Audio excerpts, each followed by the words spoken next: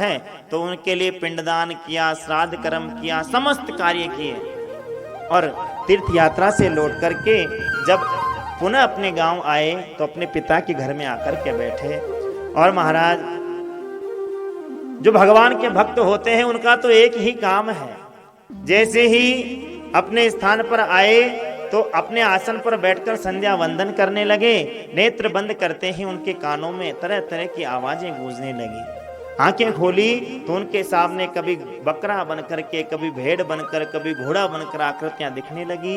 हाथ में गंगा जल लिया, छिड़काव किया और कहा कि आप कौन हैं, हमें क्यों डरा रहे हैं। तब महाराज एक प्रेत बोल पड़ा, अहम भ्राता त्वदीयोस्मि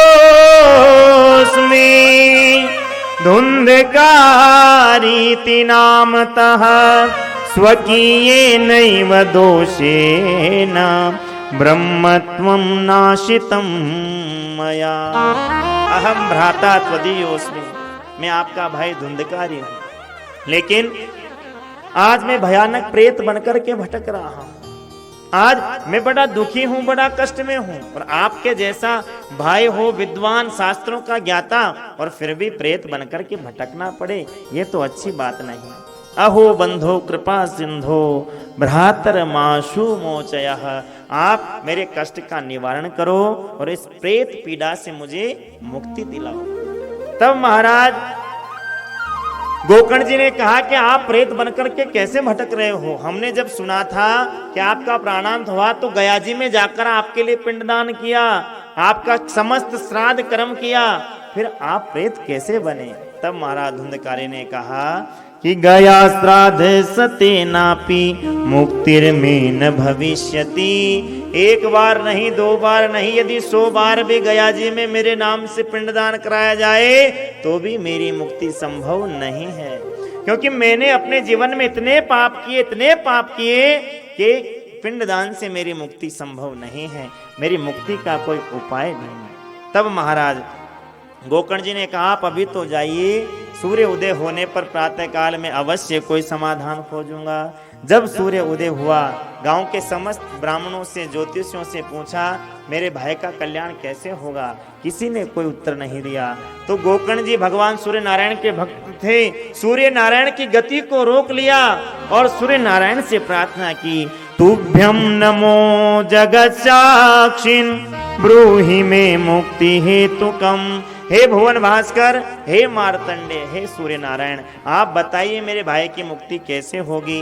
तब सूर्य देव ने कहा, श्रीमद् भागवतान मुक्ति सप्ताह वाचनम कुरु।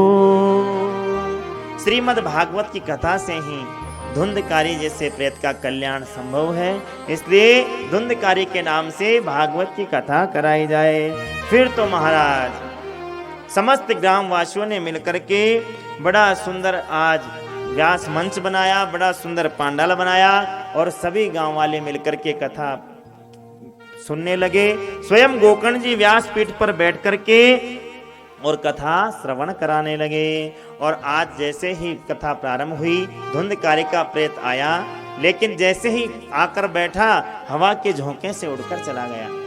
फिर पास में ही एक बांस का बगीचा था, एक बांस के भीतर प्रवेश करके वह प्रेत रुका।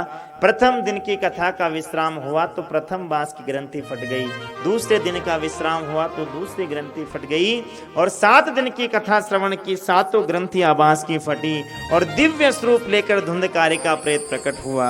दिव्य रूप धरो जात तुलसी दाम मंडितः पीतवासा घन श्यामो मुकुटी कुंडलान्वितः।